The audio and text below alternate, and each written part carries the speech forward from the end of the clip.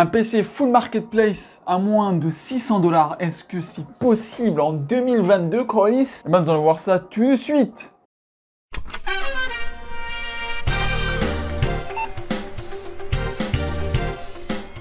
Bonjour à tous, c'est Martin de HRD War PC. Aujourd'hui, vidéo assez spéciale que j'avais envie de faire, c'était de faire un PC 100% Marketplace en achetant les composants que sur Marketplace et j'ai réussi, enfin, vous allez comprendre. J'avoue, j'ai un peu chipoté, je suis un petit peu allé voir ailleurs que sur Marketplace, mais juste pour deux petites bricoles. C'est tout, c'est tout. Et contrairement à d'autres vidéos que je fais d'habitude où je vous montre les pièces, ensuite je monte le PC et ensuite je vous montre le PC, bah en fait ça prend beaucoup trop de temps de faire ça. Et en fait le PC est déjà monté, mais je vais vous dire les pièces qu'il y a à l'intérieur. Et comme ça, c'est beaucoup plus rapide, c'est beaucoup plus sophistiqué, c'est voilà. Et je vous dis, le PC il est beau. Il est magnifique. Parce qu'en vrai, si vous voulez avoir un PC 100% neuf, avec tous les objets dedans sont neufs, déjà en matière de composants, ça va être compliqué parce que les vieux composants ne se fabriquent même plus. Alors du coup, vous serez obligé d'aller voir de l'occasion. Mais en plus, si vous voulez un PC 100%, à moins de 1000 $, c'est impossible. Par exemple, les PC sur Amazon, je vous déconseille. Les PC à moins de 1000 $ sur Amazon, je vous déconseille, c'est pas possible. Mais du coup, là, tous les composants que j'ai achetés sont uniquement sur Marketplace. Alors, il y a seulement deux choses où j'ai pris sur eBay, c'est tout, c'est la même chose, c'est peut-être l'occasion. En tout cas, je vais vous montrer le PC, j'ai hâte.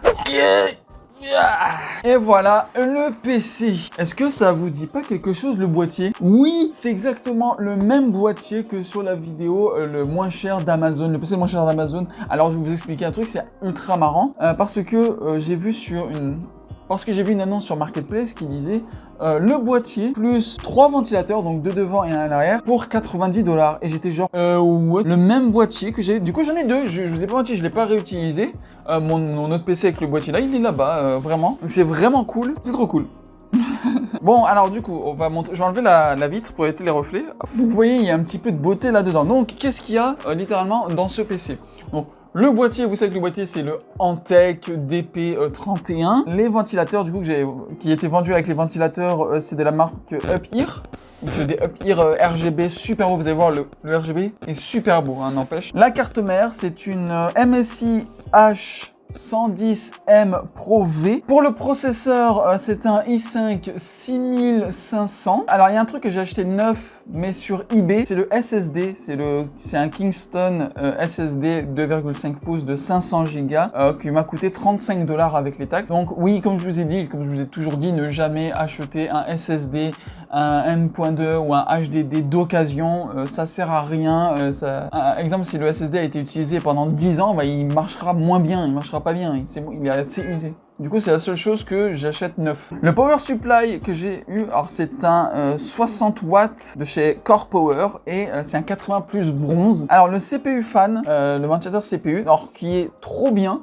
Pourquoi? Parce que c'est de la marque Deepcool et que j'ai réussi à avoir sur Marketplace pour 30 $. Donc c'est vraiment pas mal. La RAM, alors là je suis content et en même temps je suis pas si satisfait que ça. Alors c'est 12 Go de RAM. Alors on est loin du 16, on est loin du 16. La RAM m'a coûté 25 $. Donc franchement pour 12 Go de RAM à 25 $, en fait dedans il y en a une de 8 Go, une barrette de 8 Go et une barrette de 4 Go. C'est dommage qu'il n'y en avait pas deux de 8, ça aurait été bien mieux. Donc voilà à peu près tout ce qu'il y a. Évidemment la carte graphique, une superbe Aubaine GTX 1060. Alors c'est très bien, sachant que dans le marché d'occasion la GTX 1060 c'est environ 200 balles. Donc pour 120 $, c'était cool. Donc voilà, mais on va faire les tests tout à l'heure. On va faire les tests en jeu. Donc maintenant j'ai changé un petit peu les tests. Donc on va faire les tests sur 6 jeux différents. Ça va être cool, ça va être vraiment cool. Donc on va tester ça et voir du coup est-ce que ça vaut. Le PC il est beau sa mère. Je vais pas vous mentir, le PC il est vraiment beau. On met l'alimentation.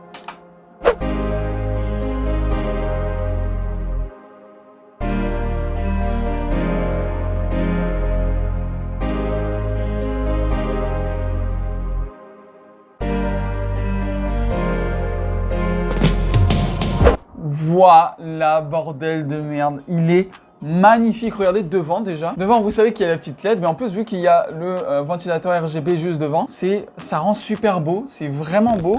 Pas mal. Je pense qu'on va faire les tests. Et c'est parti. Bon voilà, le setup est fait. Franchement, je trouve ça incroyablement beau. Rien que le devant, je le trouve incroyablement beau. Là, il est temps de faire le test sur 3D Mark. Donc, pour ceux qui ne savent toujours pas c'est quoi 3D Mark, 3D Mark, c'est pour tester environ la puissance entre votre CPU et votre carte graphique.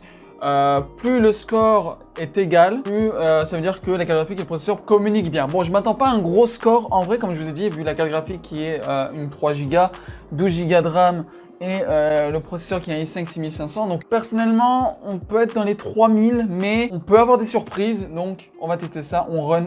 C'est parti, le 3D Mark qui va commencer. Et voilà, comme je m'en doutais, le score est de 3744. Alors, c'est good, c'est bon en soi, mais évidemment, si on avait un meilleur processeur déjà, si le i7 6700 fonctionnait, déjà, ça aurait été beaucoup mieux, on aurait dépassé les 4000 de score. Mais bon, aussi, avec la carte graphique qui est une 3 GB, fallait s'y attendre, mais 3144, c'est quand même un bon score, avec le graphic score qui est de 3890 et le CPU score de 3088. Donc les deux sont quand même assez proches, et donc ça veut dire que c'est quand même un beau combo avec le bottleneck, c'est quand même un bon combo. Donc là évidemment, à part le score graphique et le score du processeur, bah, ils mettent aussi la température à fond, ils mettent les deux à fond pour savoir leur température maximale, et en fait on voit très bien que ça fait quand même le taf. Je suis quand même plus confiant, on verra ça en jeu du coup. Donc là on commence par notre tout premier jeu, donc c'est Apex Legends, évidemment un jeu qui prend pas énormément de ressources, mais qui en demande quand même. Et en fait, vous allez voir les images, mais au lobby, j'étais à 14 FPS, alors je ne comprenais pas du tout pourquoi, c'était le processeur ou la RAM, mais ça m'étonnerait. Donc au lobby, j'étais à 14 FPS, 20 FPS, je comprenais pas pourquoi, mais là, quand je suis en pleine game,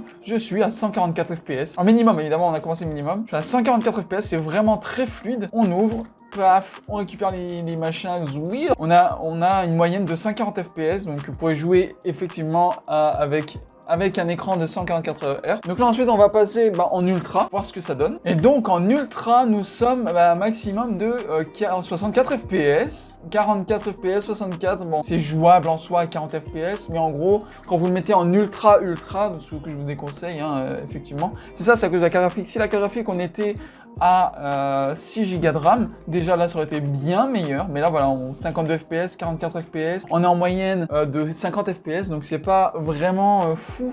Voilà, j'ai mis tout en moyen et là on dépasse les, oh là on est vraiment à 92 FPS, 87, avec la 1060, je m'attendais peut-être à mieux, mais vu que c'est une 3 GB, je comprends mieux. Bon voilà, maintenant il est temps de faire les tests sur Fortnite Battle Royale. Nous sommes en minimum, et en minimum nous avons une hauteur d'environ 100 FPS, 90, des fois on descend à 80, un maximum de 103 et on baisse à 80. Évidemment, on a des fois un peu des drops d'FPS, donc ça c'est évidemment, on peut changer ça dans les paramètres. En épique, donc en épique, je sens que ça sera pas joli. Donc voilà, en ultra, ouais, là on est à 50 FPS, 48, 50 FPS, ouais, c'est... Quand on joue manette, faut être habitué à jouer dans les 30 FPS. Donc voilà, donc là si j'ai plein de friches, je suis tombé à 1 FPS, donc là en ultra c'est non. Par contre, on peut le faire en mode custom, donc en moyen. Déjà c'est mieux, on dépasse les... on est dans les 80 FPS, 100 FPS, donc déjà en moyen, on est à peu près comme au minimum. Évidemment, les drops d'FPS, je vous avoue, je suis pas vraiment sûr de pourquoi ça fait ça. Mais en soi, voilà, 80 FPS de moyenne. Donc là, il est temps de changer de jeu. Donc là, on passe au test de Warzone. Alors là, Warzone, c'est archi fluide. Là, on est à 109 FPS, 107 FPS. Quand on va voir la madame, un drop à 90, 100 FPS. Donc voilà, on a une moyenne de 100 FPS sur Warzone. Et c'est ça que je comprends pas, bordel de merde. Pourquoi sur Fortnite, qui est un jeu moins beau que ça, on a des drops d'FPS, on est à moins de 100 FPS. Wesh, alors que lui est très fluide, 0 drop, on s'allonge pas, 0 drop, on est à 100 FPS en minimum, donc c'est vraiment pas mal. On prend une arme, voilà, paf, on prend tout ça, tech. Voilà, on est à 92 FPS, on a une moyenne de 100 FPS au total. Donc franchement, je vois pas en quoi c'est impossible. Et là, on est en minimum. Donc là, évidemment, faut pas chercher en ultra. En ultra, on sera à moins de 40 FPS, du coup, c'est juste pas possible. Mais maintenant, j'ai tout mis en moyen. Enfin, j'ai tout comme mis en personnalisé plutôt pour avoir les meilleurs trucs de jeu, les meilleurs graphismes. Moyen, on est à 89 FPS, 90 FPS. Pareil, toujours aussi fluide. Alors, je comprends toujours pas pourquoi. Vous pouvez augmenter un peu plus les graphismes pour du coup avoir dans les 60 FPS, qui est vraiment pas mal aussi. Donc, franchement, je suis surpris. Franchement, bien sur Warzone, c'est bien. Bon, désolé de la caméra qui a coupé. Nous passons évidemment au 4e jeu qui est Minecraft. Donc évidemment, oui, ce PC peut faire tourner Minecraft, mais on va voir le nombre d'FPS. Donc là, j'ai rien touché, les textures brutes, pas d'Optifine, ni rien. Et nous sommes à 260 FPS. Ni plus, ni moins. 259, 260. J'ai l'impression qu'il est bridé à 260. C'est une petite impression. Attendez. Voilà, j'étais bridé et là maintenant on est à 700 FPS. On est à 800, 900, 1000 FPS, on est à 1200 FPS. Voilà, donc oui, très clairement, ce jeu peut faire tourner Minecraft sans aucun problème.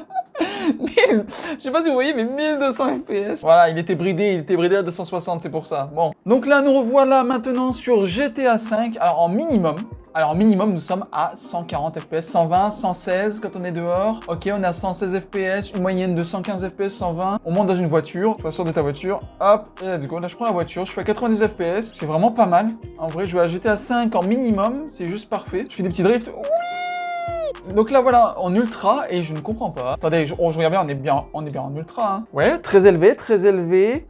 Les reflets, je m'en battais un peu les couilles, très élevés. On est en ultra et on est encore à 100 FPS. Ok, 90 FPS, 85, on descend et on avance. Voilà, 70 FPS, 80 FPS. Donc en vrai, en ultra, vous êtes allé à 75 FPS, 80 FPS. En minimum, vous dépassez les 100 FPS. Non, sérieux, c'est vraiment bien. Et maintenant, on va passer au dernier jeu. Voilà, nouveau jeu à tester maintenant, c'est God of War sur PC. Nous sommes en minimum. Est-ce que déjà ce PC peut faire tourner God of War? On teste ça de suite, on avance. On est à 59 FPS. On tape, franchement, je m'y attendais pas. Je pensais réellement qu'on allait voir moins d'FPS que ça. Et en vrai, c'est jouable un petit peu, mais là, on est vraiment en minimum de minimum, hein, sérieusement. Voilà, 60, là, on a les 60 FPS, sauf que des fois, bah, évidemment, on va être bien moins. Donc voilà, par contre, si vous jouez avec une manette, je suis sûr que ça peut être très fluide. Attendez, je vais prendre une manette, je reviens. À la manette, je suis sûr que ça peut être vraiment fluide. Donc voilà, là, je joue, voilà, à la manette, franchement, ouais, franchement, c'est vraiment cool. Esquive. Paf, oui, là on est à 60-50 FPS, mais c'est pas dérangeant parce qu'on joue à la manette. Les gens à la manette, ils sont vraiment habitués à jouer à 30 FPS sur PS4 par exemple. Donc franchement, c'est plutôt sympa. Bah même ça va, c'est très jouable, c'est largement jouable, même clavier-souris. Jouer en bas de chez bas, donc là, ça passe, voilà. Donc vraiment, oui, c'est vraiment un jeu à jouer en low. Donc en low, c'est très bien, on n'est pas sur les 60 FPS, mais du coup, même clavier-souris, ça va. Donc vraiment, est-ce que ce PC vaut le coup? Franchement, je suis... pas déçu. En vrai, je suis déçu pour une chose, Fortnite. Alors, je ne comprends pas vraiment pourquoi, mais Fortnite, j'ai l'impression que c'est pas bien optimisé. Mais alors que, exemple, sur God of War, en minimum, on est à 60 FPS. Ça, franchement, God of War, ça m'a vraiment surpris. Hein. Sérieusement, pour un jeu PS4 qui est sorti en 2018, ça m'a vraiment surpris. Alors au final, avec combien, je pense pas avoir dit combien j'ai acheté chaque composant, donc on va le dire ça maintenant. Donc le boîtier plus les ventilateurs, on est à 80 $. La RAM, on est à 25 $. Le power supply, on est à 40 $. Le CPU fan, on est à 30 $. Le SSD, 35 $. Le processeur, on est à 170 $. La carte mère, on est à 60 $. Et la carte graphique, on est à 120 $ pour un total de 560 $, ce qui est vraiment bon. Et franchement, je suis, à part Fortnite, dont je comprends pas, non seulement avec beaucoup de drops d'FPS et que du coup, bah, même en ultra, on peut pas faire tourner, je suis très satisfait de ce PC. Franchement, GTA en minimum, on est à 100 FPS et en ultra, on est à 75 FPS. Warzone, on est à 100 FPS en minimum et en moyen, on est à 80 FPS. Minecraft, qu'on est à plus de 1000 FPS, hein, ça me foudroie, Donc c'est malade, c'est vraiment, je suis très content, très surpris. En plus, il est beau le PC, il est tellement beau. Bon bah voilà, en tout cas, merci à tous d'avoir regardé cette vidéo, j'espère que vous aura plu. N'oubliez pas de vous abonner à la chaîne, tout ça, etc. Et puis voilà, très surpris. C'était le PC Gamer 100% Marketplace à 560 $. Merci à tous et à bientôt.